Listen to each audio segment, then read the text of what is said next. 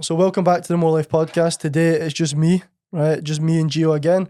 But today's a little bit different. I'm on Gio's podcast, right? So you're seeing a little bit of a different intro that you might see on his episode, but this is just making clear what's actually going on. So in a little second, Gio's going to be playing his intro and we're going to get straight into the episode. But we go through the last 3 months of my mentorship with Gio, the results that I've had, the huge fucking shifts that I've had in my mind, and therefore the reality that I've experienced.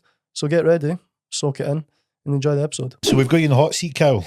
And what we're going to go over today is your rather extreme change that's happened over the last few months. And that changes came from, we are doing some work together. We'll get into that.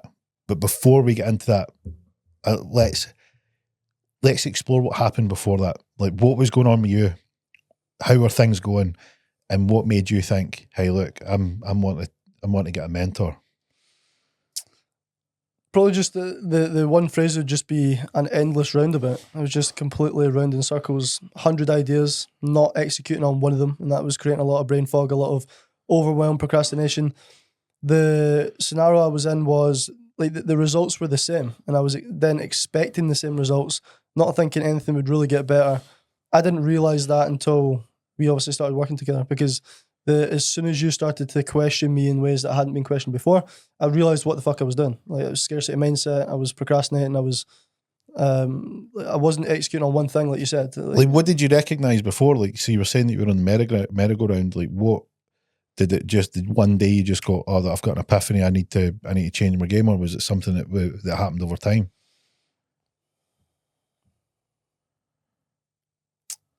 Well, I noticed that the results were the same. Like, I was capped at like $5,000 a month, and it was like $5,000 a month. And it was almost like I started to tell myself that, oh, it's fine because I'm making $5,000 a month this month. It wasn't like, oh, let's aim for 20 or let's aim for 10. It wasn't anything like that. It was pure accepting this thing that I was just set at this fucking standard. And why was that a bad thing? Because do you want to know the actual turning point in my fucking mind?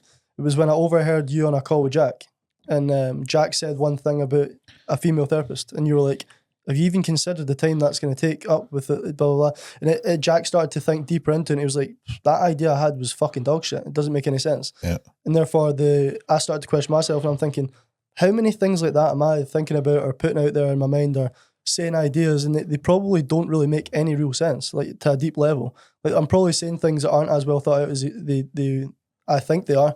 And I was like, well, if I'm doing that all the time, and Jack right now is getting answers to those questions, Jack's going to be on a bullet train, like you said, and I'm going to be floating about $5,000 a month. So that was a kind of turning point when I heard Jack on a call with you, and I was like, well, Jack's just thought that was a really good idea. And I thought it was a good idea what Jack said. Mm-hmm. And the way that you responded to it made him essentially look like he was talking fucking shit out his arse. And the way that I took that in was, I'm doing the same thing. Mm-hmm. And I know that you would give me the same response as you gave Jack. So that was it. That was the turning point in my mind where I was like, nah, I need to lock in. And were you thinking about, like, beforehand, it sounds like it was sticking in your brain where you're like, this, surely $5,000 can't be the ceiling, but I seem to have this glass roof that I can't break through. And I've got loads of these ideas and I'm not really pulling the trigger on any of them. Yeah. And then how do I get through the glass ceiling? And you just seem to be in like limbo. Yeah. Well, I was almost couldn't see how you'd make more money. Like I couldn't see, like, obviously to give the people listening a little bit of an idea, right? So I was capping myself at charging 3 months coaching for £500. Yeah. I've recently transitioned into, say, like 6 months for $2,500. Yeah. So like, you could then sell 4 packages or 4 offers to 4 people and make what, $10,000 in a month? Yeah. So it's like that. I went from the most I can charge up front is 500 to I could easily charge someone $2,500 for this different service. So the position I was in at that point when I was limiting myself, I just couldn't see how I could make $10,000 a month because my mind was programmed to make $5,000 a month. So as soon as we started to build out the vision, I don't know if I'm skipping ahead here, but as soon as we started to build out the vision, and in my 12-month vision, it was £20,000 a month. That's what I wanted to bring in the 12 months. As soon as we locked that in, my brain was then conditioned to start seeing ways in which I could make a lot more money than just $5,000 a month. And then it went from, well, maybe if I charged for 6 months up front, that means I could get more cash in and then up my monthly revenue, which is obviously what I've done. I started to package my offer into more than 500 for 3 months, but I was doing the 6 month packages, and then obviously in January more than doubling my revenue previously. Well, I mean, it seems like I remember when you came on and you were like, I'm interested in this, and like the first thing that I'll do is I'll establish where you're at. Like, and the you know, the thing with younger entrepreneurs is they tend to talk big hype, talk big game, right? You know, fair enough, fair play, nothing wrong with that. But it's difficult to separate what's the real and what's nonsense, or like, and I mean nonsense in the terms of ideas that haven't been executed. So they can talk about, well, if I did this, like nonsense ideas sound like this, but if I did this, I would make that, and it is very doable. Okay, have you done it? No. Okay, then it's nonsense. Yeah. Let's shake all the nonsense out. Let's see what comes out. What have you got? And this is the thing is that you're getting rid of, you're essentially, it's like, you know, if you go into a room and there's just loads and loads of clutter and somebody says, can you see it? You're like, all I can see is like clutter everywhere. Yeah. But it's all great clutter and it's great, it's amazing, and it'd be great. And you're like, right, let's empty the room and see what we have. And you empty the room and then you can actually see what's in the room. And it's clearing that clutter out the way that was the first sort of port of call, because one of the things that you know, that's common is people get stuck. And the reason they get stuck is they're looking at too many things, too many different directions. And then it's like imagine you put a sat nav for a destination in your phone, right? And the sat nav plans out 300 routes to the destination, and you start going, I fucking don't know. Like, what is that one? Should I pick this one? Maybe that one's better. Like, you just end up overloaded with choice, and you don't actually go in any of them. Yeah. So you need it filtered down, where the route it goes, what's the fastest? What's got the least traffic? Give me the 2 routes. And this is what we were doing with you, because what it was when you first came to me, it was like, right, look, I'm young, I'm excited to get ahead in business. I've spotted that my mindset, more importantly, my mindset is not where it needs to be, because I seem to be programming myself to keeping this hard limit in terms of what I can bring. And then that's restricting what I can do in terms of business, because all the things where I want to take it to the next level seems to be getting pulled back by this like glass ceiling that I've got. Yeah. So I can't see a way breaking through it. And that was what my initial sort of thoughts were on where you were at. Yeah. And I think that, like you said there though, so procrastination was like my biggest thing. Like, I hadn't put together a lead magnet for 9 months, and within a week and a half of us locking in, I had sent you over, I don't know how many fucking different like drafts of the same thing. Remember the inconsistency fucking lead magnet. But I got that done within 2 weeks, like fully functioning landing page, link set up, and it took me 9 months previous to doing that. So the procrastination there as well, I feel like the accountability was a big part of it, like the actual like hounding me to get it done. But I also feel like as soon as the vision was a bit clearer, it allowed me to actually see what needed to get done to move forward. Yeah. So like for people that don't understand, like we'll go back to where you were at. Where you were at was you weren't really clear on what your vision was to be. You didn't have a clear path.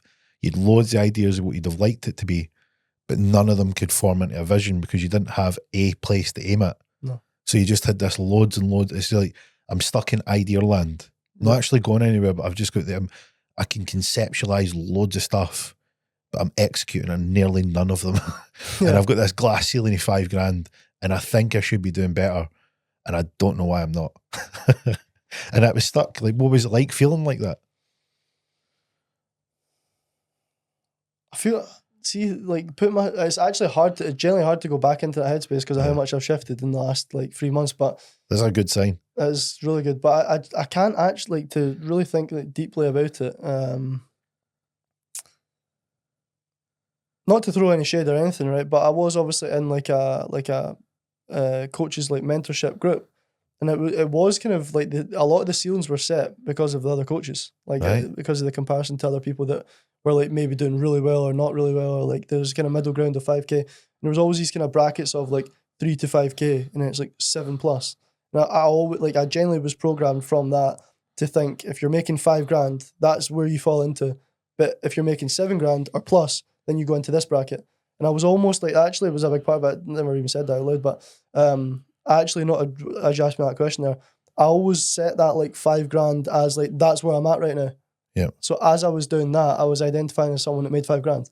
I think that's a big part of the concept of myself at that point. I identified as someone who was making $5,000. Whereas what we've started to do is we started to shift the identity of who I was into what would it be like if you're making $20,000? So go back to where you were, like, if you can try and remember what it was like. Now, obviously, you'll struggle because I've done that much work with you that I've detached that Fully, feeling. honestly, it's mad. Actually, it's mad. I've detached that feeling. It's like letting go of an anchor. Yeah. It's like something that you're tied to and we've just snapped it off. But if you can imagine what it was like back then, when you imagine what it was like when you were there in the frustration, the frustration at being procrastinating all the time and the frustration of not really having a goal and feeling a wee bit, that there was something amiss, that you were in this bracket of 5K, like, surely I must be better than this, but they say that I'm supposed to be in this bracket. And should I be in this bracket? But I think I've got big plans. Yeah. And let me find a way to I want to get past it, but I just can't seem to get out this bracket because it seems to be that I've engineered my brain into thinking that that's all that there is. Yeah. I mean, that must have felt like a bit, like you were spinning your wheels. No, it fully did. But I'm fucking struggling to go back into it. I swear to I'm So really, for everybody who doesn't know, I've done a bit of hypnosis work with a lot of hypnosis work and suggestion and helping remove the bad wiring and replacing that with good positive wiring and to help you engineer the thought patterns that will make you extremely productive and get high resilience, high response, and will open your mind to the opportunities that are right in front of you. And it's disconnecting the old and plugging in the new. So that's why you're finding it so tricky to go back. I can remember when we were on one of the morning calls with Gio, one of the things he said at the end of the call was, you don't need to worry because now your mind is programmed for success. And like, see, since you, like one of those calls, I can't remember how, maybe like 3 weeks ago, 4 weeks ago, whenever it was, but genuinely since that call, I have had no doubt that it's going to happen. Obviously, there's been a bit of lack of clarity and there's been a bit of like brain fog with it. That's all right. It's completely normal. Yeah. Yeah. So, and again, even at that, it's like now I still have a bit of lack of clarity. Like today, funnily enough, today when we were shooting this podcast, this morning I had like the biggest realization of my fucking life of the actual direction I want to move in. Yeah. So even after a few months of work, there was still fucking fog. There was still lack of clarity. But the thing being is that you always get the questions and you can sometimes get the you need to clear up the vision. And it feels like lack of clarity, but what it is you're going through the process of becoming more clear. Yeah. You're asking the right questions, but what you're in is in a state of action. Yes. Like you're not in a state of inaction, procrastination, doubt, fear. You're in a state of how do I get there? What do I want? How do I want it to look? It's mad. It doesn't feel like that though. It doesn't. That's crazy. Isn't That's because I mean, this, don't know about anyone else, but this conversation's for me really shifted my mind because it doesn't feel like that. It genuinely feels like when, I know we may go back to how I was before just to give a little bit more relation to kind of how that feels, but you know how difficult, like as much as it's difficult, you know how like stuck you felt and annoyed at how stuck you felt and the frustration that you felt. Yeah. And then people that have been watching your transformation over the last 3 months, I'll be like, how's this guy changed? Like he's doing stuff really, really differently. And it's because the idea that you can't change rapidly is so wrong. If you have a vision to change, which is to make a shift, and you know why, you will move heaven and earth. And heaven and earth doesn't need to be moved in 10 years. You can move it right now. And you can make massive changes and massive shifts, but it begins in the mind. Before you make those massive shifts and changes, you need to prime the mind to be in the right state to do it. And that is where all the work is done, is putting you in state for you to go, I know what the right questions are, I know what the right actions are, I know to believe in myself, I know to have confidence in myself, and I know that even if I take a wrong turn, I'm going to get right back and figure. That means that I've got one that I can rule out and get on the next one, and the next one, because I know I'll get there. Yeah. That's powerful. That is so powerful. But during the process of finding what it is though, like you said, it's not felt like I've been taking action in the last maybe couple of weeks because I was really clear. Smashed January, and obviously we didn't smash January. We'll speak about that, but we'll come on to that. but in comparison to that's a good one. I think no, but the first 2 weeks I'd secured see the amount I actually ended up bringing in. Yeah. I'd secured that within 2 weeks. So Yeah. the second 2 weeks was just like, again, the fog came in again. Fucking but this is what I'm saying. During the time of what do I really want, although that is taking action, that's class. I'm really fucking happy that I've realised that because it doesn't feel like it. It feels like when you've not got the answer, but there's a lack of certainty and you're not the guy that has the answers, therefore you reinforce that as negative evidence to feel shit off the back of. Well, what fun would life be if you just had all the answers for everything that you were ever going to do? There would be the purpose of it. It's a good question. The purpose of life is that you don't have all the answers and the experiences you need to figure it out. It's the fun part. And that is where you find the fun. Now you can get caught up and play the victim and it's so sad and woe is me. And you can get significance because people go, oh, poor you. But it's a shithole to be in. Yeah. Or you can say, okay, where do I want to go? How do I find answers? Where would the people that have got these answers be? How do I get in touch with them? How can I copy them? How can I replicate them? How can I follow what they do? How can I check what they have done, how they figured it out? Because there's nothing new under the sun. What you're planning to do has been done so many times before, and there'll be someone that's really good at it. And you go, I'm going to ask them, or I'm going to work with them, or I'm going to pick their brain, or I'm going to follow their stuff, or I'm going to read the book. And this is the thing, is it's the life and the significance and purpose of your life is so much more value because you don't know the answers. And it's the whole process of finding the answers. It's like the life's version of a treasure hunt. Yeah. You're going to look into loads of places and not find the answer, but it's the art of getting out there and getting looking. I'm going to look here, I'm going to look there, I'm going to look there. It's like treasure hunt. What would be the purpose of a treasure hunt if you were like, yeah, I know what it is, it's over there, just go straight there. Yeah. There would be no excitement about it. So life is exciting because you don't have the answers. But as you said, you can frame it that it's negative and doubt. No. It isn't that. It's the fact that you should be looking. You should be checking out what's under the rocks, on the treasure hunt analogy. Yeah. You should be going and having a look. And every time you get a wrong answer, it's just taking you closer to the right answer because you're looking and if you know what you're looking for, you're going to find it. So don't stop looking. But you're going back to when you were going through this shift, we start having a conversation, we find out where you're at. It's safe to say that it wasn't resistance free for you. Oh, it was fucked. It was actually fucked at the start. I always think about this as well, right? When I'm like balls deep in doing something that's quite difficult or lengthy, right? I think to myself while I'm doing it, if I knew what I would have had to go through to get that result, I probably wouldn't have fucking done it. So see that first week that we locked in, and you're like, what the fuck are you, like, it was the voice, the lead magnet video that I was sending you. The amount of resistance I had, like I'll show you my phone, I don't think I've showed you that. There was like 70 takes, like 80 takes of the one video, and you told me it was shit. And I was like, what the fuck have I spent 3 hours trying to do that one video. And then I took another week to get another draft over to you that was like 70 takes again.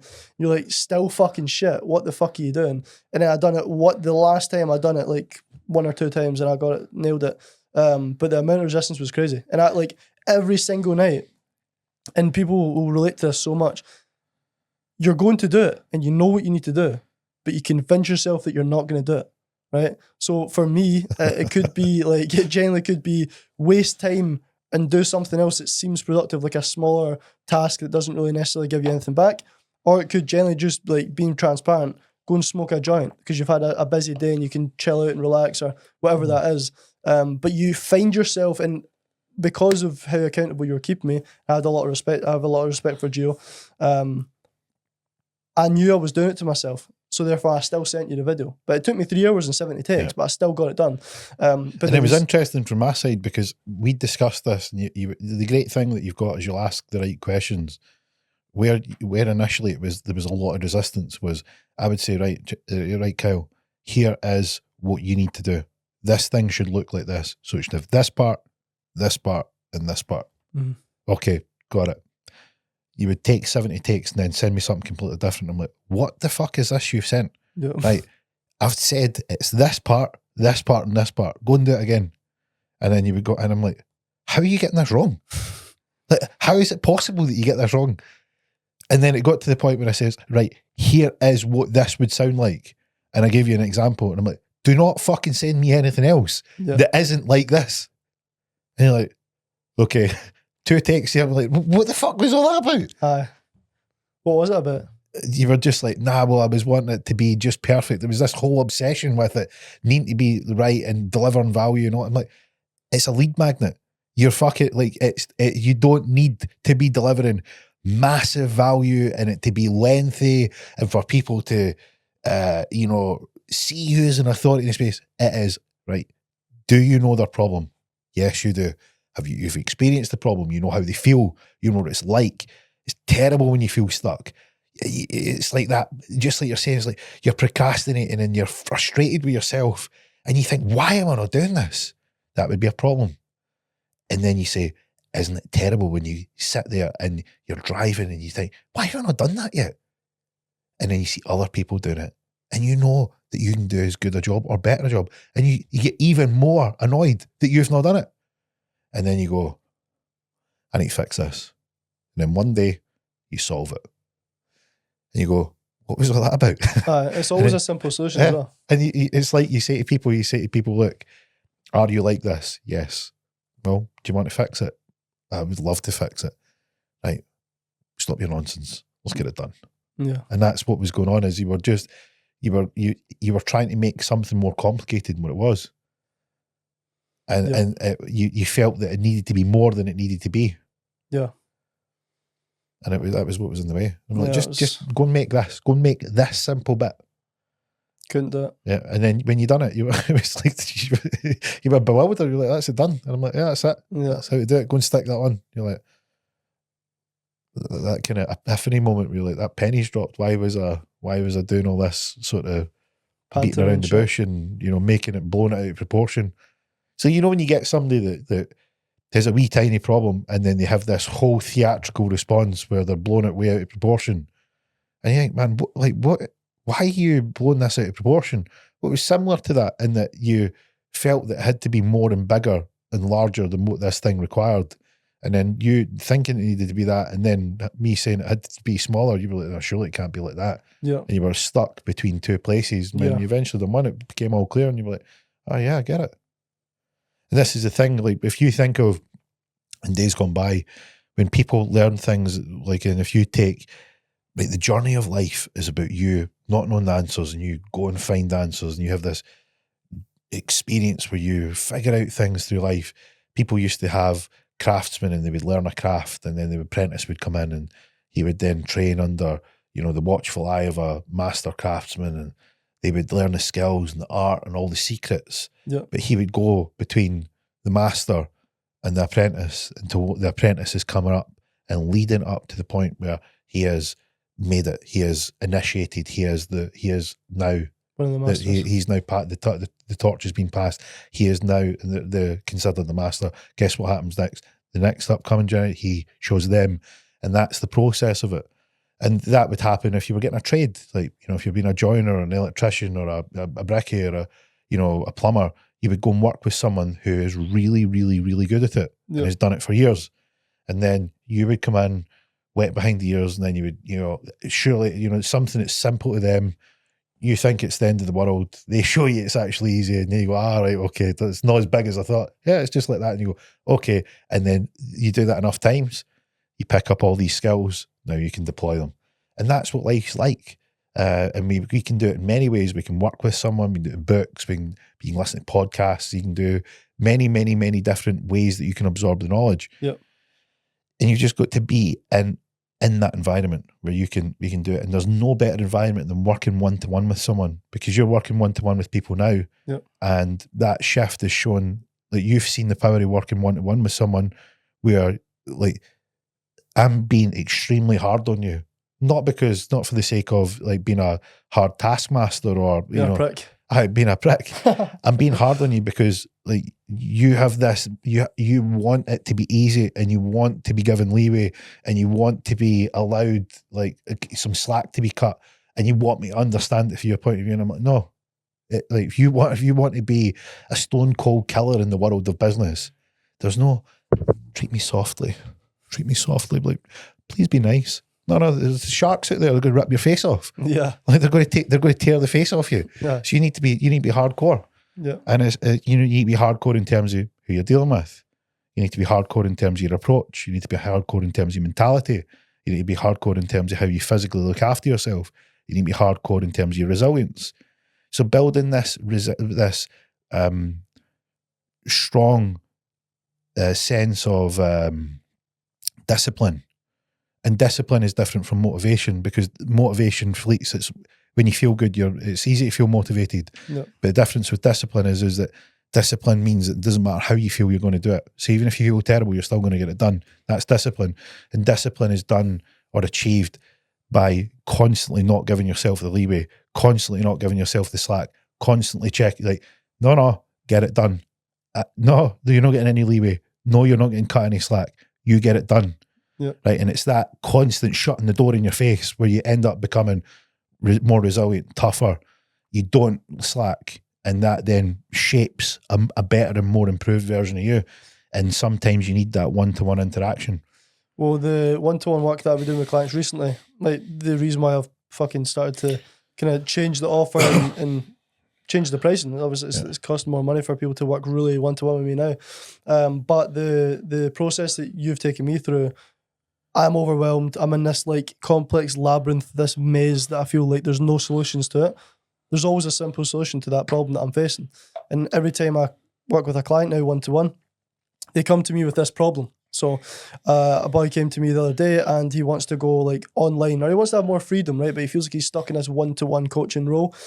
And I gave him a simple solution, just a suggestion, right? And I said, could you though, if you think of it, he said he just wants to take a week out, just a week to go somewhere. I said, could you put your sessions at the start of the month and the end of the month, and then you've maybe got a week in between that you could go on holiday because you could still operate from your laptop and these kind of things. It's like, I've never really thought about that. That day told me, I've changed 5 people to start of the month, end of the month. I'm going to book a wee weekend away next month just because I can. Yeah. He couldn't see that simple solution to this big complex black and white, like this or that problem that he had. Do you know what I mean? So that's where the expression, another powerful set of eyes, like, you know, you would get somebody to double check. The good thing when I couldn't do that though before working with you and doing this thing. Like I couldn't. What do you think's changed? It's just the awareness around that there's always a simple solution. Like I always come to you overwhelmed with fucking bullshit, and then you're like, right, take a deep breath. What actually is it? And then I say something, you're like, whoa, there we go. You never give me the answer. It's like, that's not where, if anyone's listening, well, everyone's listening. Mentorship isn't about, or coaching isn't about given the answers. You already have all the answers. You've got every single answer you need to every single problem you're going to ever encounter.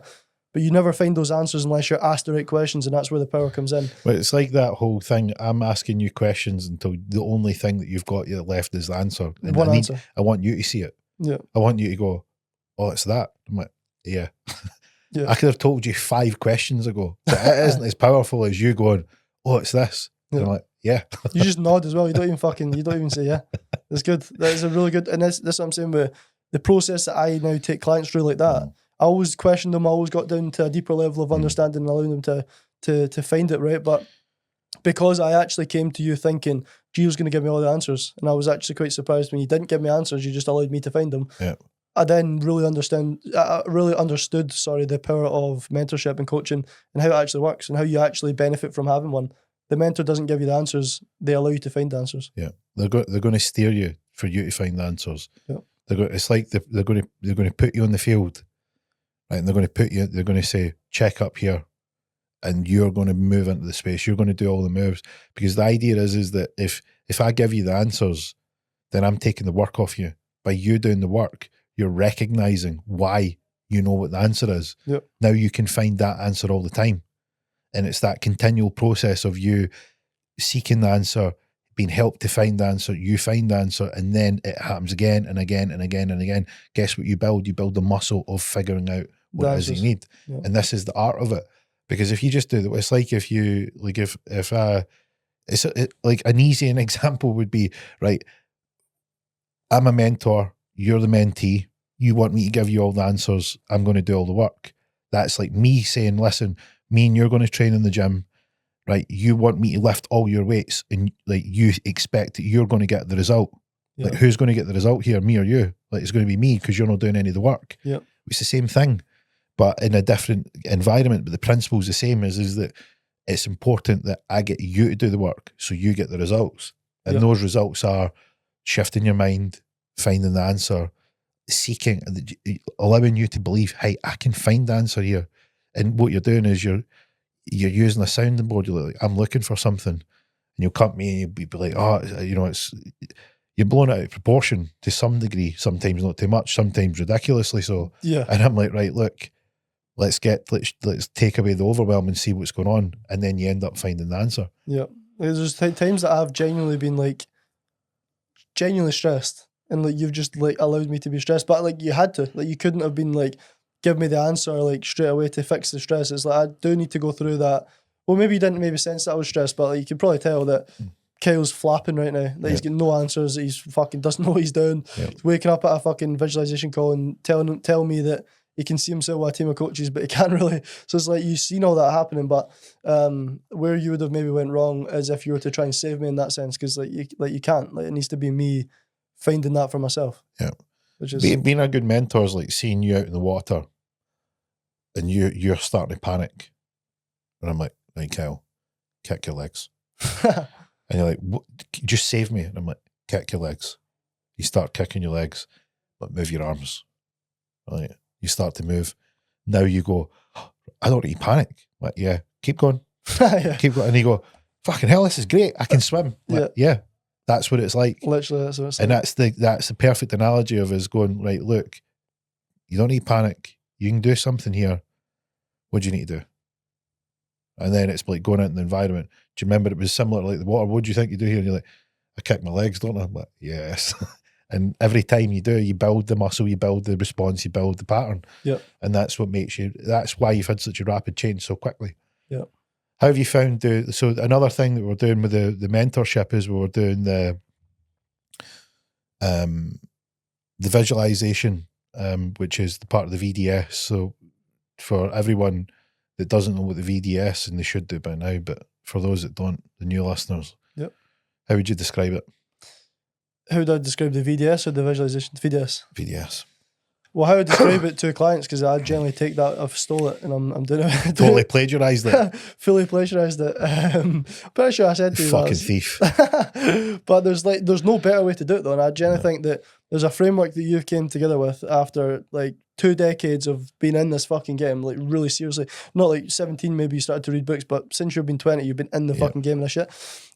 So it would make no sense for me to go and try and remake that, like reinvent the wheel. It's like this VDS thing, it's a framework, very simple, looks like it doesn't really do much, right? But the process of it is so fucking powerful. So how I break it down to clients now is, right now you don't really know that you've got uncertainty, right? Because you don't necessarily know exactly where you want to go. You've got a good idea, you've got a couple of goals set out, but the difference between goals and a vision is something you can step into and experience. A goal is something you can tick off, right? So a vision is unlimited, a goal is very limited. So the vision is something that you can approach with a magic wand, like we speak about, and then people start to actually realize what they really want. So they get this unlimited vision, they get this ideal life that they can start to work towards. That gives us the North Star that you work towards. So that gives us this overall direction that we can then start to reverse engineer back to where you are now, and then start getting direction. So a client came to me the other week and he was like, I want to start doing coaching, PT. I think I want to do one-to-one PT, right? And I said, well, what's your vision? Like, do you want to be locationally free, financially free? Do you want to travel the world? Well, yeah, I do. And I said, well, if you want to be locationally free and financially free, that gives me a strong inclination that one-to-one coaching you want to do now is a means to an end. It's not something you're going to be doing for the rest of your life, because at some point you want locational freedom. You can't do that if you're one-to-one stuck in a gym, right? So the vision gives us this overall North Star, this direction that we can refer to as they're doing things now to make sense of the actions that are taken and make sure it's actually aligned with the thing they want to do in the future. So that vision, the VDS, so the vision, obviously VDS, like vision, direction, start. The vision is what I just described there. And again, that's the clearest mental picture possible that you can actually put together of the life that you want, not just goals, like the actual life, how it looks, the car you're driving, the house you live in, the people you're around, the people you're helping, how much money you're making, every single detail of your life. That's what the vision is. The direction is given when we reverse engineer that big vision they've got to now and then we start to say like I think the way I've been doing it is we get the big vision, right? That gives us the North Star, which will change. Like we know that's going to change. It's very flexible. Oh, you know better than anyone. It's fucking today it's changed. So, but the direction comes when we think, cool, that's the big thing, right? So what about a year from now? What does that look like? And then again, same scenario. If everything went perfectly for a year, what would that look like? And then we go from the 12 months to 9 months, 6 months, 3 months, and then 30 days. And like, what does the next 30 days look like? And then you start to outline the metrics that need ticked off and the actions that need to be taken to achieve that 30-day vision and put yourself in that life that you can see yourself living in 30 days. As you go through this process, as I know by now, shit changes dramatically, right? You're going to hit goals that you didn't think you could hit. You're going to set a 12-month goal and it's going to get achieved in 1 month or 2 months. It's going to, like, that is I was saying to a client the other day, things are going to change dramatically, but most of the time for the good thing, the good side of it. Like usually things will happen quicker than you can ever expect. And that is the dramatic change that will happen. Did that catch you off guard? I warned you at the start, but did it catch you off guard? When I remember what I said to you, says the thing that is going to really surprise you is not if it works, because it will work. It's how dramatically quickly it works. Well, that's why I fucked the second half of January. So it came that quick. I was like, surely I'm not making 20k this month. Yeah. And I fucked the 20k target because of that. That was genuinely the thing that went in my brain. It was like, I wasn't ready for how quick that was coming. Yeah. And we done the numbers. I could have hit over 50 grand in January. We're going to come on to it. Yeah. Sorry to blow the numbers, but like I genuinely could have done a madness, right? And obviously the model that we're working with has changed a little bit now, so I'm not necessarily going for those huge targets right now, which has been quite a recent change in the approach. But honestly, how quickly that thing happens, once you get the vision clear, once you get the direction, your mind is then completely conditioned and trained to see opportunities to move towards that vision. And that's why before in the podcast we spoke about how I was limiting myself to £500 for 3 months, I then, like, the simple solution is charge for 6 months or introduce this thing and charge a little bit more. And then you can hit that target so much easier. And it's such a simple solution that I couldn't see at that point, but it was only clear once I got the vision clear, I got the direction clear, so we got the metrics together, the 30-day vision, the things I had to focus on, which is now dramatically changed, as I said, which is fine. That's you need to adapt. And one thing that you said this morning was you need to be versatile. You need to be able to like adapt and shift as things change. And you can't marry yourself or like attack or glue yourself to expectations, because if you do, you end up. It's like when you were a kid. What did you want to be when you were a kid? Professional footballer. Right, and then now that you're not, did you just fucking just sort of sit there and like, woe is me, and I'm not a pro footballer, so life's over? No. Exactly. What do? You go, well, what's next? Exactly. You adapt and you adjust. You need to be more like a chameleon, where you adapt to your surroundings. Really, okay, what's going on? How do I adapt? How do I adjust? Yeah. How do I find what I need from here? How do I keep going towards what it is that I want? So that was a VDS. So that was a VD, like the vision direction that I explained. Was that a decent explanation? Yep. And then so obviously the VDS, you build a vision of what your ultimate life would be. Like if you could have it, use your imagination, create it. Right, you can go off the chain. It doesn't need to be realistic. I mean, we go into detail why it shouldn't be realistic. Yep. Your vision should never, ever, ever, I repeat, ever be realistic. Right, realistic's a naughty word. We don't use realistic around these parts. And then once you've got that, that helps you form a direction, because the vision tells you what you want, which then points you the direction you should take. Yep. And then once you've got the direction, you start to work back, because any goal isn't made in one huge leap. You don't go from here today to this huge vision tomorrow. What it is you have small steps that you take, but like you're running a marathon. Marathon's not ran in one leap. It's ran of many, many, many, many, many steps. So the direction gives you the steps, and then what you need to do, and it is the most important of them all, is start. Yep. Because unless you start, you will never know. And that's what we touched on before we came on air, is that even when you start, and you start with something that you think you want, you might change because you realise that you don't want that. And then you need to be nimble enough to adapt, to ask the right questions to what do you want. And then that's why you alluded to the visional change, because it's not about getting it right first time, because very rarely people do. Very, very rarely will people get their vision right the first time, but they're using it as a North Star to draw them towards asking the right questions and beginning that journey. When you get there in that journey, you might take a wrong turn. Guess what you do? Adapt and adjust. Because you started, here's the powerful thing, you now know what you don't want, because you've tried it and you go, wait the now, not really sure about this. And then you adjust. That's the power of it. That's why VDS. And there's more elaborate versions of like that framework, but it's keep it short, keep You it don't sweet. need to, yeah. You don't need to make it any more complicated. Keep it simple. Yeah, you don't. It's like the VDS is on the surface, because I think that's what people do though. They look for details, they look for like depth and like, wait, is there not more parts to it than just a vision, a direction, then you start? And that's again you do these 3 things, you're going to change your life. Yeah, and fully. Like, nah. So I've even been doubting that as well a little bit, is like the kind of higher ticket coaching that I've got a couple of guys on now. The main thing we're doing is VDS, right? And it's like, because I've never done it before, right? Like I've done it myself, but never with a client. It's almost like I'm saying to them to have faith in it, because this is the framework that my mentor's taking me through, and they know who you are. Like everyone that is coming to me, I'll point them towards you. You've done the call for my clients on a weekly call, so I can point them towards those things, and you'll be like, right, cool. If he's fucking telling Kyle to do it, and Kyle's then telling me to do it, I know Kyle's a good cunt, and I know that he is switched on, knows what he's doing. Is that the technical definition? Good cunt. Yep. I know that Gio is like he's a master of the game. So if they're both doing it, and this is what Kyle's trying to get me to do, or is implement with me, then it definitely works. So, but it's funny how my brain is even doing that. It's like, surely this even isn't... if you want to back engineer it, you go and take any one of them, and backtrack how they became great and work your way back. Every one of them followed the same pattern. Literally, vision. Right. They had a vision, they had a dream, they dared to dream big. Take Ronaldo.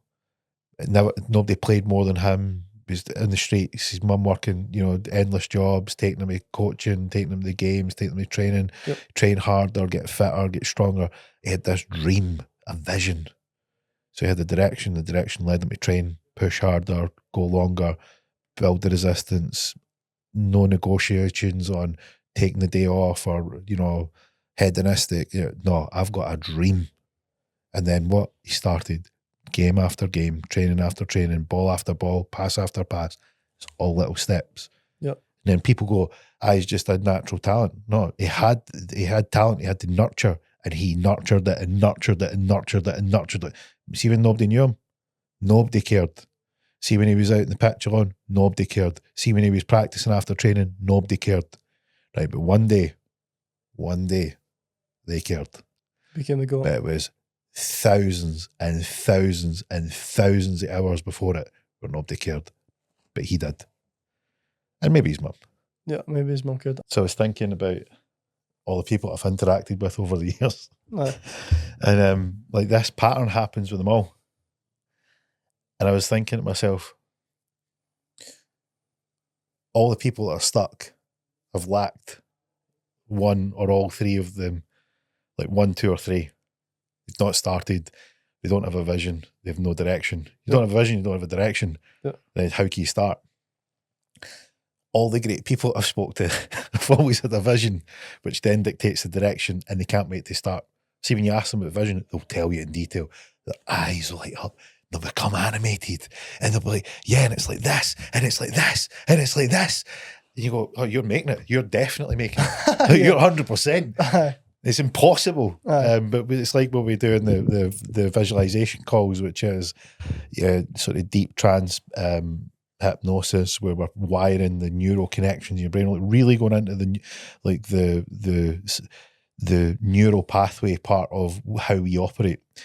And it's like, you're wired for success now. It's impossible for you to fail. In fact, no matter how hard you try, you can't fail. Yeah. Because it's like a train track, right? And this train goes from here to success. And no matter how much you try, this train is going that way because it's on rails. Yeah. You can't, unless you derail your train, that's where it goes. Yeah, fully. And that's in your brain. Aye. So everybody that has the core of it all is that, simply put, if you want to improve, do these 3 things. That's it. Everybody that's been amazing at anything that's had these 3 things. Yeah. And if you can build them yourself, you're going to have a great life. If you're struggling, get somebody to help you. We'll see. I've been working with people recently, and the focus is obviously on the kind of higher ticket and focus on the vision. it genuinely stresses me out when people don't have a clear vision. Because like I've seen what happened to me: procrastination, overwhelm, 101 ideas, don't know how to start. I just showed you a client just messaged me there, literally saying, "Bro, I've got a problem. I don't know how to start." Right? It's like we've just fucking spoke about that for an hour, or half an hour, however long it's been, and that's the problem that everyone has. But the reason why you don't know how to start is because you've got no direction, and you've got no direction because you've got no clear vision. Without a clear vision, like we just said, you don't know where to go. Like see, when I get a voice note in from you, like I think I'll show you what it's like when I have my phone, and it's like, you know, the voice note comes in, Kyle. Yeah, bro, I know everything you've told me, and it's just that, you know, I'm really struggling to start, and I've got the vision dialed in, and I know the direction, but I just can't start. And I'm really listening to the voice note, and I just like, for fuck's sake, fucking hell. Jack always says that. Jack's like, Gio's just been on a call getting like 360 million funding, and then we come on like wee fannies like that. Here, mate, like I just don't know what to do. And it's like, see the way that sometimes you will just laugh at us. You just react to a laughing face and not even give us a fucking response. Jack's like, that's just because he just knows that fucking we're being silly, innit? Like, just like for fuck's sake, boys. Literally. But I think there's an element of it as well, though, where I'll do the same with clients. Is like, you've got a belief in us. Like, you've got faith in like us being successful, or she wouldn't give us a fucking minute of your day. I can see it. I can see it clear as day. I'm like, right, you've got it. Yeah. The only way that you don't get it is if you don't use it. That's it. Literally. Like, you've got it. You have got what it takes. Yeah. It's like, imagine there's like an X factor, a buzz, something that people have, and you go, you've got it, man. The only way you don't get it is if you don't use it. Yep. Fully, man. And then you're sitting getting that's where the expression you're getting in your own way. You have it and you're not using it. It's the same with anyone. Yeah. That's the feeling, Kyle. See the people that are so annoyed with life. If you could articulate the feeling is they know they've got more and are not using it, and it kills them. They're like, fuck. So much frustration. Fuck. Yeah. Like, why am I my own way? Fuck. Surely it can't be like this. And that's when the pity party and the, you know, I'm a victim and you cut me some slack and, oh, you know, I was raised by my mum. Fuck off. Well, that's what you get to. Fuck. That's what you get to. But like everyone watching this podcast, watching my content, it's all guys like the same, what we're talking about. It's all guys knowing that they can do it, but they just don't fucking do it. And they know, I've got the potential to do this thing. I see that person doing it, and I know he's doing it. I know he's not any better than me, but I'm just not fucking doing it. And again, what is the main reason for that? I've not got a vision. It's the same I've thing. not got the direction. But the other time is like the echoes of the past rise up. So the old habits, old wiring. We went in a long discussion yesterday about the potency of removing bad wiring. And there's a powerful way to do it. And there's a way that's so long-winded and has so little efficacy over a short time that it seems like it would have a benefit, but it doesn't. Yep. And this is the potency of really getting into the power of the mind. You know, using things like hypnosis, NLP, some of these techniques can do some real flash updates. Like you plug it in, boom, that thing's up. You're like, wow.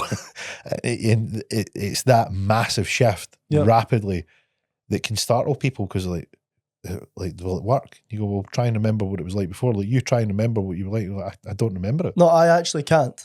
Yeah. Like I actually really struggled. Like I can remember maybe thinking back to when I was like proper anxiety, like being sick and all these kind of things that I had when I was like 17, 18.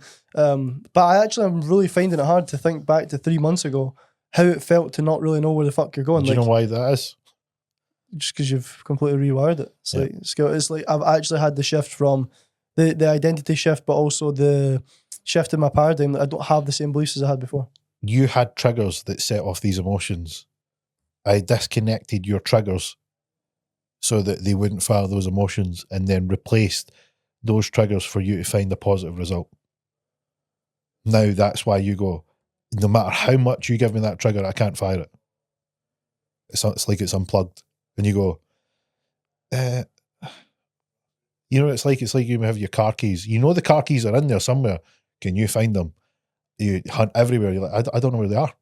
And that's like your trigger now. You just don't know where. You know something, and logically you're like, yeah, I know it's there, but it just won't fire. Yeah. And that's what happens. That's why you're like, I don't know, because you've been that hardwired now repeatedly, morning after morning, visualization calls, you're getting up early, you're pushing yourself. You know, some mornings it's difficult, some mornings you're up for it. You know, you tell people what it's been like with your journey on the visualization calls. Well, the very first call, and this is, again, I can remember what I was like this. As Jack came through to me, he was like, this was like 11:30. To my defense, like the way I used to operate, I couldn't do this, right? I couldn't get any less than 7 hours sleep. Like I generally couldn't.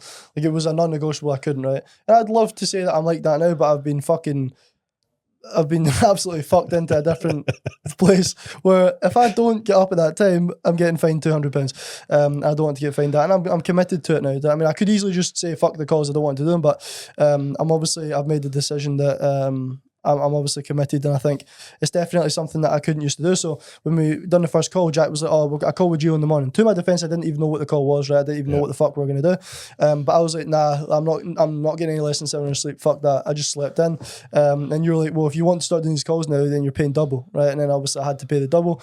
And since then, I genuinely haven't missed a call. The other morning, my alarm, whatever happened, I was like 3 minutes late to the call. But the since that though, the positive reinforcement is, I genuinely have woke up every single morning, even if I didn't want to, and I was on the call, like every single morning. And it would, like, at the start, it was like, oh, 7 hours sleep, whatever. And then I got into the headspace of, regardless of how much sleep I get, I'm getting up for the call. And it was like, the resilience has been actually, although we have been called gay really like, a lot, right? The shift in being able to do that compared to what I used to be able to do is night and day. Like I completely shifted. Like what's changed? What's shifted for you? It's feeding the voice. As soon as you get up, it's like feeding that voice to go back to sleep. It's like that just doesn't really have any, the volume's so low on it now. And it's obviously the old patterns I used to have of, oh, just go back to bed. Like I used to be so bad when I used to go to college, smoke all the time. I would wake up and smoke. I'd fucking probably go back to sleep or just sleep until like 1 p.m. And it was like that voice, it was like, oh, it's comfy, just stay in bed. Like that kind of feeling I always got. Almost over the last 4 months, right? I've not been firing that. So it's got weaker. It's like your muscle, when you don't use it, it gets atrophy, it like dies, it becomes weaker. And I've got this new voice in my head saying, well, obviously you're getting up. And it's like, obviously you're going to be on that call at 6 a.m. and obviously you're going to do that thing. And then there's another voice saying, if you don't, Gio's going to call you gay and slate you, and I don't want that. So that's another piece of accountability. It's class. It's really good. And the thing being is, it's like that hard, it's that non-negotiable where you go, I don't want to do this, but it's instilling discipline. It doesn't matter what you feel like doing, you're going to get it done. And that, building that into your mind, it doesn't matter what you tell me, that inner voice. It doesn't matter what that inner voice tells me. I will get this done. And that's what I mean, is like when you go on your vision, your direction, you start and you begin, you get rolling, then there's going to be times you don't want to do it. Guess what you need to have? Guess what your default mode should be? You go and do it. Yeah.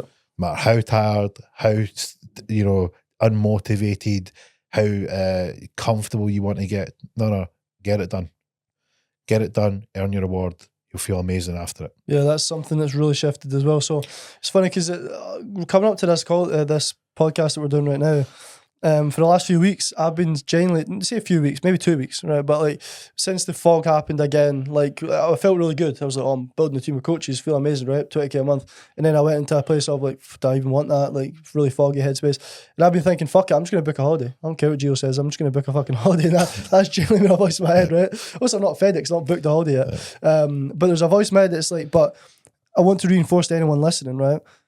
Life, you call it life. I know you don't really like this lofty shit, right? But life will let it get off your chest, man. I know, I need to release this shit. I need to give it to people. Let it rip.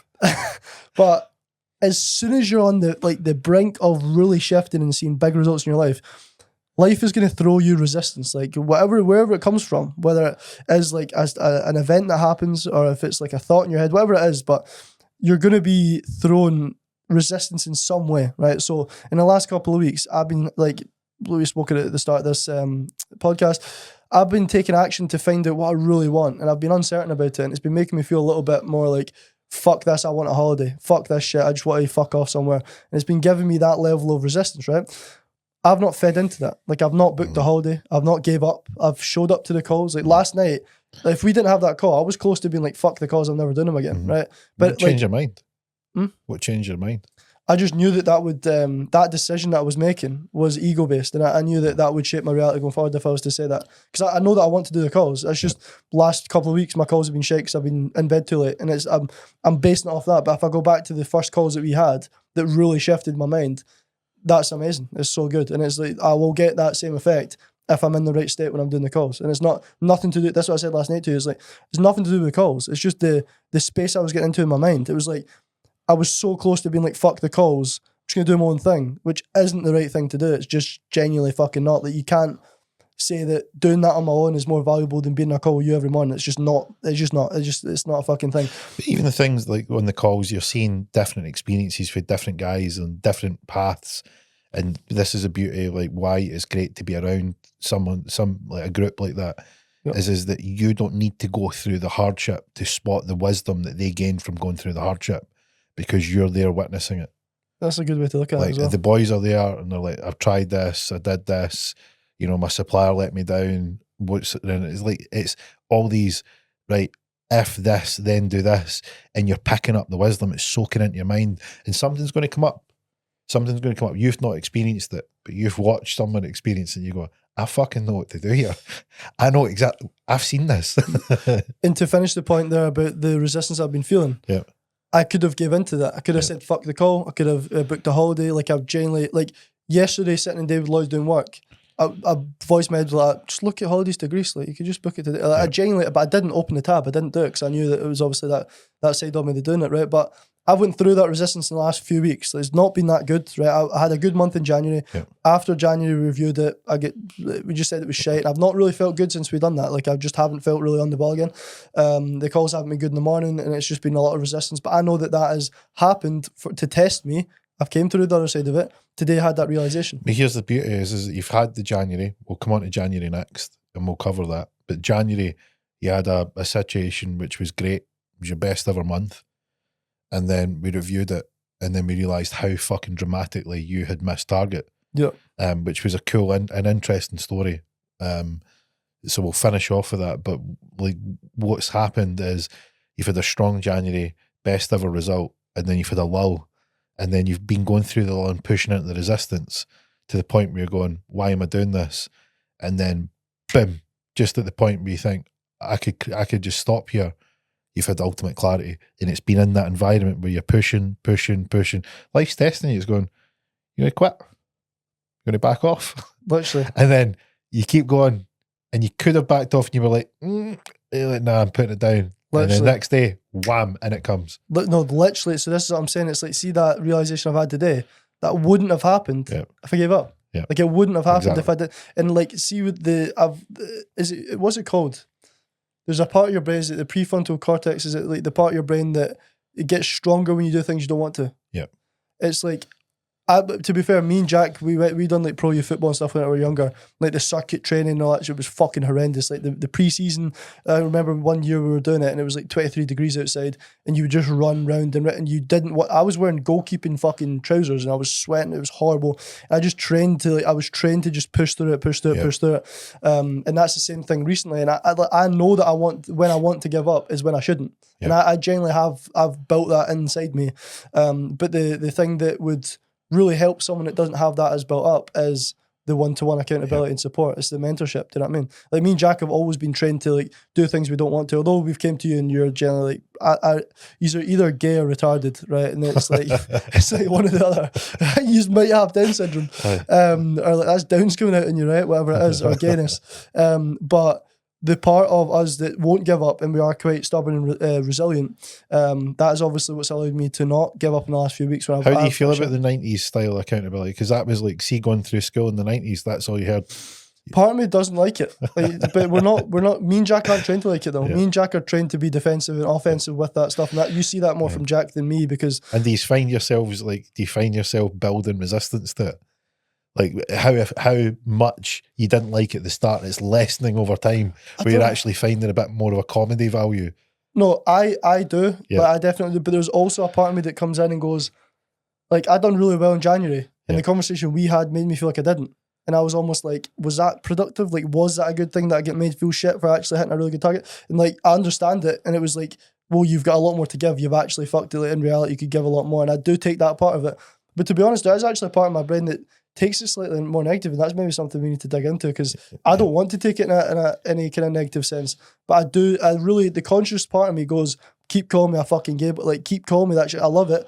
But there is definitely a deep-rooted part of me that's like, doesn't respond very well to it all the time. But that's when obviously it's just the victim shit. Generally, it's the victim shit that comes out. But the hypnosis I was talking to you about doing, that's what I want to get rid of, because it's not, I don't want to be that. I don't want to have any part of that in me. But I've grew up, love my mum so much, genuinely would die for her, but grew up with a professional victim. Like, we've been genuinely trained, and my dad, professional victim. He's not going to watch this, obviously, right? But he's a professional victim. It's like we've been really, really trained to anything like that comes in, don't even look at the intention. Just take what they've said as a bad thing and just react to it and just be. But I know every time Jack is more responsive and reactive to it than I am, as you know, because he's got more of an ego than I do. But I look at your intention every time and I love it. I genuinely think I know why you're doing it. You're very valuable. You've got a lot of things to do. That you're making all this money. You're doing all these big deals, and you give me your one-to-one time. So I know the intention is pure. I know it's positive. I know it's meant to help me. So I do look past it. But to be honest, there is a part of my brain that doesn't respond well to it, but I know that isn't. I'm not going to give you what you want. I'm going to give you what you need. Yeah. And sometimes you don't like it. Fully. You know, and that's the thing is like, it's that part of, see, the victim in you, I'm going to squeeze and squeeze and squeeze and squeeze until that goes away. Yeah. And you're not going to like it, but it's going to die. It will die. Yeah. Because you're going to go, you see this environment? Maybe a point. You don't belong here. Yeah. Right, but it's going to kick and scream and squeal and scratch and holler and whine and bitch and pass them on, all the way until it goes away. And you're going to go, oh yeah, I don't need it. Yeah, that's the difference between what you want and what you need. Do you feel like, so just a kind of little side question, not to drag this on a little bit more, but the part of me like that, to get rid of that, say people watching this have that side to them, they need the deep state work. They need the hypnosis. There's many roads to the same place. So you can do lots of different variations of work. But the quickest and most effective is the most powerful is deep state hypnosis. Okay. Because it's the quickest way to rewire the pattern. So the way to think about it is the only two things that you're wired to have fear over when you come into this world is sudden loud noises and the fear of falling. Everything else you've programmed. Everything. Fears, doubts, anxieties, patterns, behavior patterns, responses, emotional responses are all learned behaviors, and they were learned by you. And if you have a pattern that's in the way or causing you a negative consequence, then you can rewire that. Most times people try to deal with the symptom and not the problem. So, for instance, they'll try to deal with the anxiety, and usually it's escapism. I feel anxious, so let me escape, or let me do something, or let me do this, or let me do that, or let me take a drink, or let me take the edge off it with a joint, or whatever it is. So they'll escape the feeling. But the feeling's a symptom. The problem is why the pattern that caused it to trigger off. And you can do that over many, many different ways. Talk therapy, writing it down, journaling. The first hurdle you need to come to is that you need to know if you're dealing with a problem or a symptom. And the second thing is that you need to know how quickly you want to change it. And one of the quickest and most impactful ways to change it is to rewire the pattern. And the best place to do it is hypnosis. Yep. Like that's the quickest, most powerful route to do it, because you can go in, surgical precision, locate the problem, identify the pattern, rewire it, and then come out and you go, there you go. Yeah. But some people don't like the idea of like, oh, I'm in control and all that sort of stuff. You're in complete control. You're completely lucid. You know what's going on. Yeah. But we're just putting you in a state that you can go in and actively rewire it. Sick. So if you've got a pattern like that, you can go in and rewire it. Or you can be called gay repeatedly until your victimhood squeezes out you. Like the jam out of a donut. Yeah, because I feel like the way that I do work with clients as well, I don't do the hypnosis, but there's huge shifts, like complete, like they're not the same person again after one conversation. Yeah. How would you describe that? How does that happen? You're influencing people. So like hypnosis is essentially like very deep and intense influence, so much so that someone follows what you're explaining to them, rewires their mind. So there's milder versions of that you're using, sort of language patterns. NLP would be the next place. NLP is a more covert way of changing someone's thought process. Lots of analogies, lots of truisms. That language pattern can be essentially what you're doing is you're recognizing what the problem is. So you're agreeing with someone saying, I understand what your problem is. And sometimes it can look like this. And then you build a rapport with them where they go, they get me, they understand me. Yep. And then what he says, it seems like this, and you've maybe never considered that you can do it a different way. And if you looked at it this way, think, how would that look? How would that change your point of view? How would that change your perspective? And you can help shift their perspective that they maybe haven't considered. And then doing that over a few times or getting them to do that themselves can help shift their perspective, that they are looking at it from a different point of view. And there's variations of that and, different techniques in terms of how you can rewire it in their mind. But that, and overall, is essentially you're influencing someone to take a different perspective that helps them look at things differently. Which completely can reshape who they are. Yeah, I mean, there's degrees of effectiveness, again, dependent on the type of person. So you'll have people that, prefer that and will work really well with it. You'll have people who much prefer hypnosis so that they can go into that perfect state. Yep. And you'll have people like, no, I don't really like that, prefer the other way, which is the language patterns. And like it's horses for courses. They both work. You go with which one is right. It's like a set of tools. Yep. And you go with which one is the right tool for the right person at the right time. For the right result. So I've noticed that the work that I do is good, really good. Yep, And it's obviously speaking the calls, and it really does shift some clients really dramatically. But I can tell that some clients need the hypnosis. Yeah. So that's where adding that tool is definitely needed. It's definitely hypnosis is a great tool, great and powerful tool. What you're doing is in hypnosis, you're allowing people to get in the right state, and then you're allowing them to follow the right instructions so that they can go in and do the work rapidly in the same way that they programmed that pattern of behavior, and they can go in rapidly and reprogram that behavior and feel really good about the result. And they're in complete and total control. You're just guiding them there. Yep. And that's the thing, that's the misconception about hypnosis. This hypnosis is just putting complete attention on one particular thing to put someone into state to help them, guide them to reprogram a negative behavior to get a positive outcome. Yep. You change it, and that's the way to do it. So coming on to January, this is an interesting one because you had your best month ever in January. Did you not? Well, yeah. Well, last year I was 1-to-1. Yep. I actually started 2024 with one online client. Fast forward to this year, over 30 online clients, but fully online. Yep. So I was no one-to-ones at all. So the start of 2024, I had... When you say one-to-one, you mean in person? Yeah, in person, yep. yeah. So one-to-one in person, because obviously it's all one-to-one. Yep. But I had in-person clients, 99% of my clients were in person. So I was tied to the gym. I was in the gym doing one-to-ones. And then November, I officially went fully online, right? Obviously, little drop in clients, had to kind of shift it. And then January there, compared to last January, 150% increase based on the 5K ish that I had in January, but it was fully online this year. So it was I could have been anywhere in the world making that money, which is powerful as fuck. The dream that I had, the vision that I had was I can make the same amount of money that I'm doing one-to-one, but fully online, so I can just be on my laptop anywhere in the world. So essentially January, that is the life that I now have. So how did you feel having the most incredible month? It felt amazing. During it felt really, really good. I still knew, and I always do, and everyone always does, I reckon. I don't think do you ever get to a point where you're giving 100% all the time? Do you think? It's a bit like the carrot on the stick. You get, there's times where it's like driving your car and hitting the rev limiter. You very rarely get right up to the rev limiter. Yeah, so there's always a wee bit more that you can do. But you're constantly tuning your engine so you can get more out of the same engine for the same revs by constantly refining it. And that's the growth part. That's the thing that gives the juice of life is that you're oh, I'm getting better at this. Yeah. But what you're doing is that, so January you had the best ever result. You did the most amazing result. It was actually a very interesting month from my perspective because I was seeing huge fluctuations in your effort and consistency.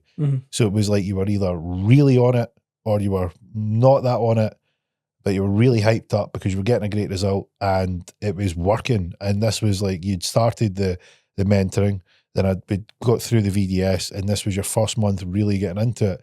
And what I said would happen was happening. You're like, this thing is flying. Yep. This is wild. I can't believe I'm a 5K a month guy. Yeah. He's like, and you were like 5K a month and 5K in a week. Yeah. I am absolutely flying. Literally 5K in a week. You done 5K in a week, and that was that. You done in a week what you done in a month, and you're like, this is blowing my mind. Yeah. I'm like, yeah, we'll keep it going. And then what happened? I wouldn't say I fell off, but again, I looking back, I've only really had this realization today when we're talking. It did happen a lot quicker than I expected, like ridiculously quicker. And yeah, the shift in the offer, but then my brain started to use, because that concept of myself was still there. Like that concept of 20K a month, I can't make that. Like the belief was still in my paradigm. It's shifted now, like to this day, it's shifted, right? But I definitely still had a belief in my paradigm about myself that I couldn't make 20 grand a month. Like I generally had that belief. So when I got past the halfway mark within 10 days, like I was on a call with you on the 12th of January, and I was like, I've secured well over 10K, right? After that point, I didn't secure any more money. It's like actually so annoying to look back at, like in some ways, because it's like, if I kept pushing like that, like we spoke about, like I would have cleared 30, 40K. And I genuinely seen in that month, I was like, I can see how £1 million a year is doable now. Yeah. Because like you could, like, if I had done this on another level. We had fucking broke the old you. We had, see the glass ceiling. Yeah. We took the hammer to that. It was, so when we first started locking in, I just asked you the question, like, how long would it take me to make $1 million? Right? And in my bank, you're like, 12 months. Right? You can do it in a year. And I was like, fuck off. Like, I generally thought 6 years or something, right? It was like, but in January, the shift that I had, I was like, $1 million in a year. Yeah. Why was I thinking that wasn't possible? That's fucking easy. Yeah. And I'm not even like just saying this to like be dramatic, but the shift that I had in January was $1 million in a year is actually like, it'd be silly to think that couldn't be done. Where like with you, that initial conversation we had before we started the VDS, before we started the visualization, I was like, fucking how the fuck would that ever happen? It was always the how. Yeah. But as I had that shift into, I could make 40 plus grand this month easily. Like it genuinely, it probably should have happened if we speak about the things that I missed. That just, the shift was crazy. So explaining about like what had happened was you had this fluctuation in your energy, your effort, your month was going red hot and then it was cooling off and you never secured any more money.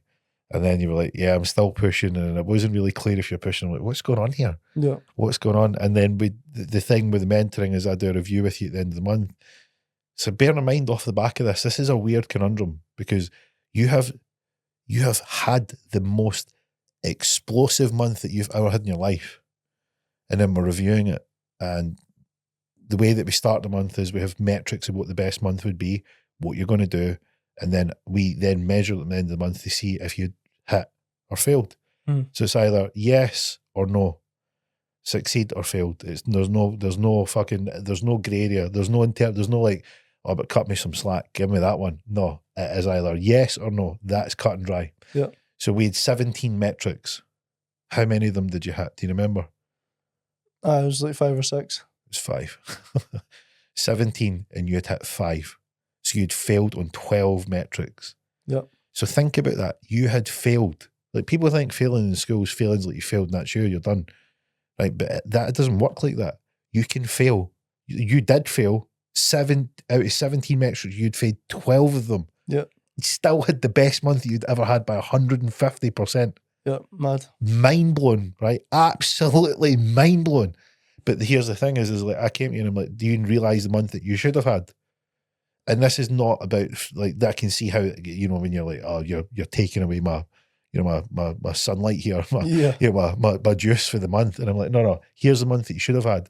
And we back engineered the numbers and I says, here's the numbers, here's what you committed to doing, here's what you did when it was red hot. And if you'd done this, continued to do it for the full month, you should have hit 57K this month. And you were like, oh. I was like, yeah. Now, the purpose of that is not to rain in your parade. The purpose of it is to show you what was possible. Because you'd said to me, how hard do I need to go to make £1 million? And I says, you could do it inside a year. Make the money, reinvest the money, leverage up. You can make £1 million in a year.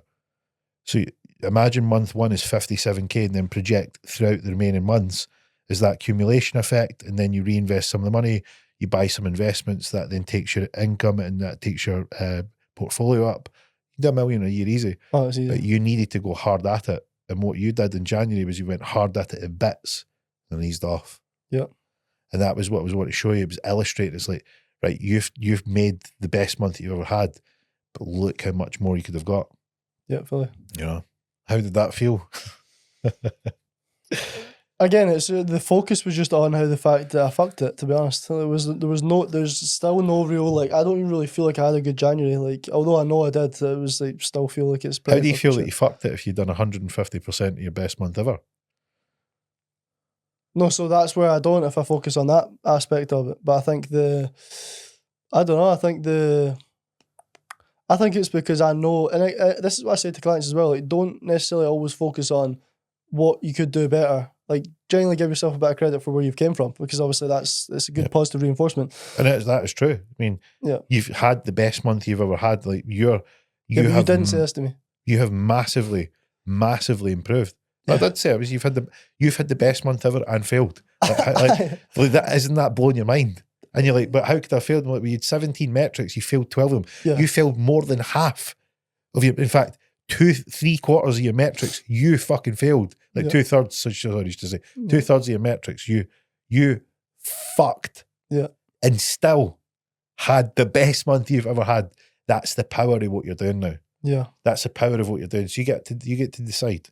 You can go back to the wee guy, 5k a month, and you've got so much leeway. You've got 150% margin for error.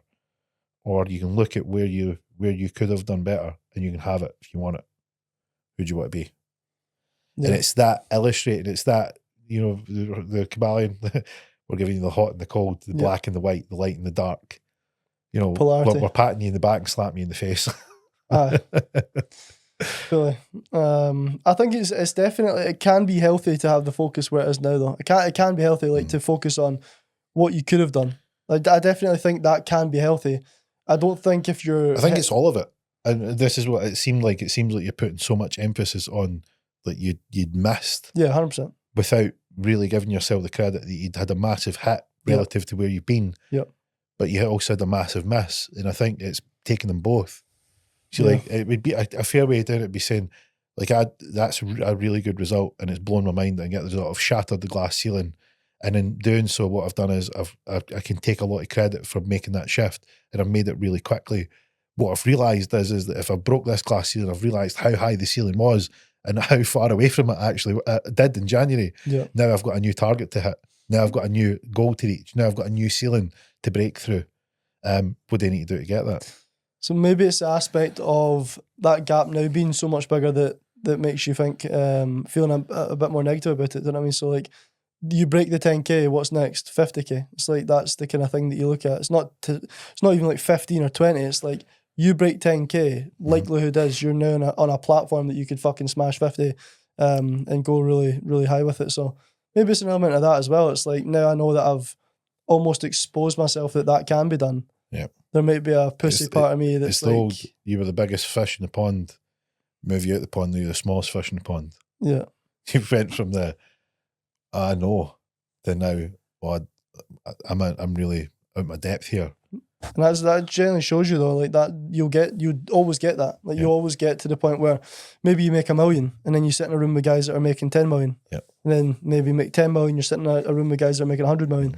And you always get that. But, which I think is, as I said, it's very healthy, I think, to focus on that, as long as you're also considering how far you have came and giving yourself credit. I mean, and the other thing to measure it is not just in the monetary sense, it's like the growth, like your development, the shifts.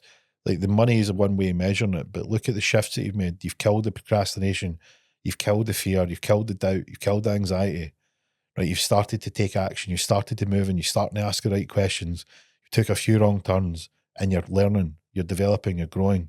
Yep. And then you're also noticing really quickly when you're taking the wrong step, and then getting back to the right step really quickly. Yeah. So the growth isn't just measured in the money. The money's a good way to measure it, but it's not the only way. That's a good. And if you had a massive shift, who you are 3 months ago is not who you are today.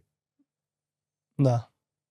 It's actually not even comparable. That's what I'm saying. It's hard to go back into that headspace of being that guy. There was a hard line where that chapter ended and the new one's begun. Yeah, 100%, 110%. That's what I'm saying about the kind of shifts as well that you've had with me working with me. Same things that I do with my clients. The exact same things. It's like they cannot recognize who they were. Like guys are coming to me. Say, for example, one of my clients came to me like 59 kg, right? Now he weighs 78 kg and he's starting a fucking business. Yeah. When he came to me, he couldn't string a sentence together. He didn't have the confidence to speak with his chest. Yeah. Now he's like nearly 20 kg up and starting his own business. So it's like the shifts that I've had, it's that everyone can do it. Every single person can do it. Feel good getting the results for people. Really good, really good. But it's like almost... I don't know if you get this, but like, see, because you know it can happen, it's almost not that exciting when it happens because you're like, fucking, I knew it was there anyway. Yeah. Do you get that at all? Yep. It's like you're not like fucking, oh wow, Kyle smashed that target. You don't have the disbelief that it happened because you believed it would happen. But you still feel really good that somebody got a good result. Yeah, of course. But I don't feel like it's more like I knew they would get it. Yeah, because rather than I can't believe they got that. Yeah, it's different. That's what changes me as a coach as well. It's like I've got so much certainty in the client seeing the result now because I've done it myself and I've seen other clients do it. I'm not in any way insecure as a coach that they wouldn't get it. So I give money back guarantee to all my clients. I generally say to them, like, you don't have a shift in the next 3 months or 6 months of us working together and you're in a completely different place. I'll give you all your money back. And it's because it's like if you do what we've spoke about doing, the vision, the direction, and you start and actually do it, there's no chance that you cannot succeed. Success is inevitable at that point. And yeah, I've got complete certainty in that. Like to the point where I don't know who could actually make me doubt that. Like I generally can't see if someone done the VDS and actually shifts into alignment with the guy that they see in the vision or the woman they see in the vision. Because I've actually had a female client come on board that she wants to like scale her business, and that which is quite cool. But it's the same thing. It's like there's no chance that you cannot. If you have the vision, if you are in alignment with the person in that vision, you can't do it. You can't not do it. You can't not succeed. And again, another thing as well I wanted to reinforce was the person in the vision as well. Like you one of the things you mentioned to me was, cool, you're acting like this guy now, but you're still like the way that you're maybe speaking or the way that you're dressing, it's not really in alignment with that guy. And it did make me think, I was like, the person that I see in my mind getting out of the AMG, whatever the car that I've got, he wasn't dressing like how I was before. And I seen a different guy in my vision, and therefore I've started to dress a bit cleaner and align with that person. And that's what a lot of people I don't think do, is they don't pay attention to the small things like how they dress. Like they still wear the hoodie they wore when they were depressed and smoking weed. And like they look in the mirror and they see the same person physically, instead of like maybe buying like a new top or like starting to align a little bit more with that person. I think that's been a really, like, I know it seems like quite a small thing, but dressing differently for me has actually been quite a big difference to how I feel and operate. I mean, it's like, it's how you present yourself. It's that presentation. So important. And it's like when you go to a big meeting or you go to, a business deal, people are going to judge how you come across. Have you made an effort? Are you, clean cut? Do you look as if you've been out the night before? They're going to make all these judgments. They want to see who they're doing business with. Yeah. And we're in the people business. It doesn't matter.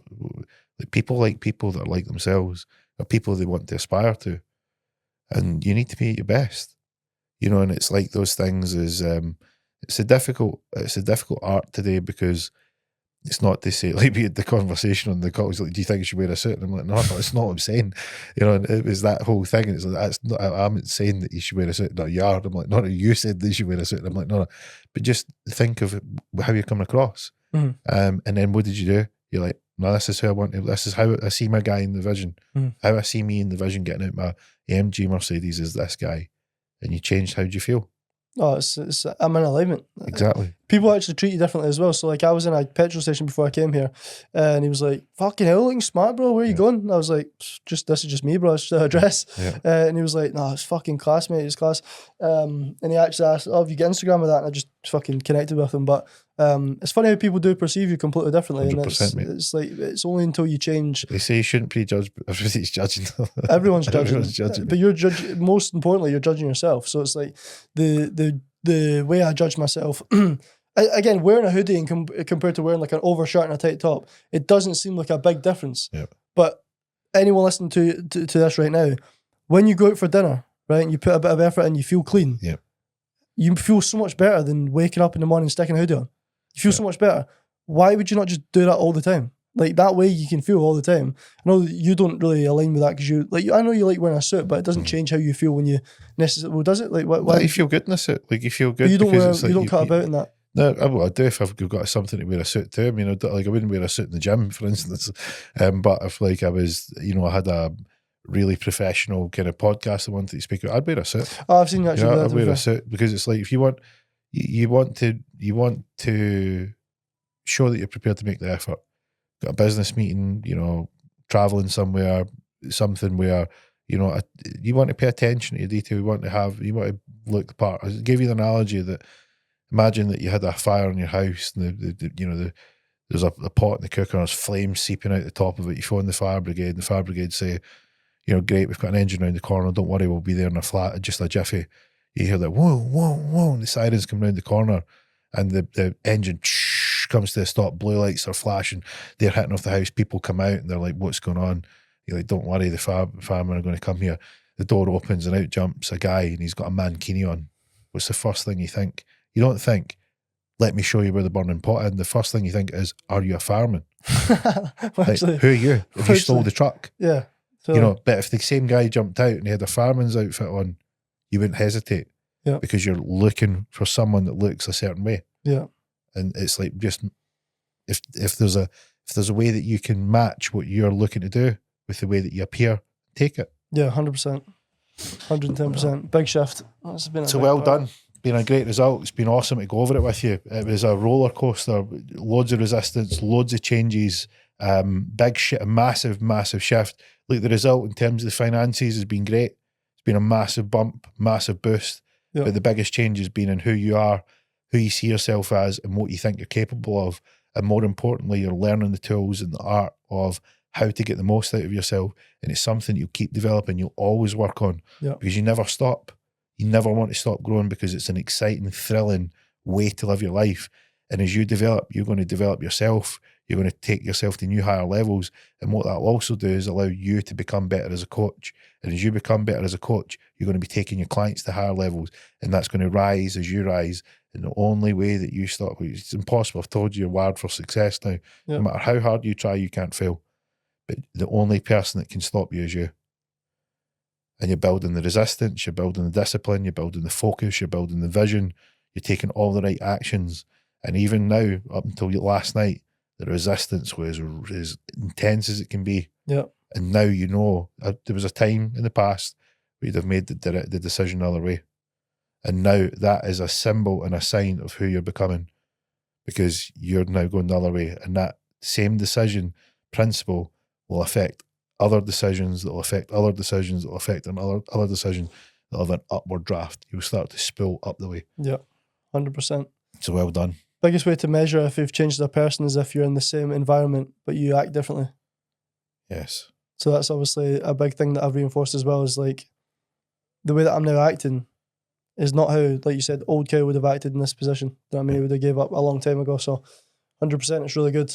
But for anyone that's listening and is thinking, there's definitely a better version of me that I want to become. There's definitely like a better life that I can live and step into. You're right, 100% right. And the only thing, like Gio said, that's stopping you doing it is you. And the reason why you've got that vision or idea in your head of becoming better is because it's possible for you to become better. There are people that don't have that vision. There are people that don't have an idea in their head of becoming better because they're not supposed to. But if you do have it, it's there for you to step into and experience. So if you're listening to this and it's inspired you, do it. But if you can't do it yourself, reach out to me or Gio and let's get to work.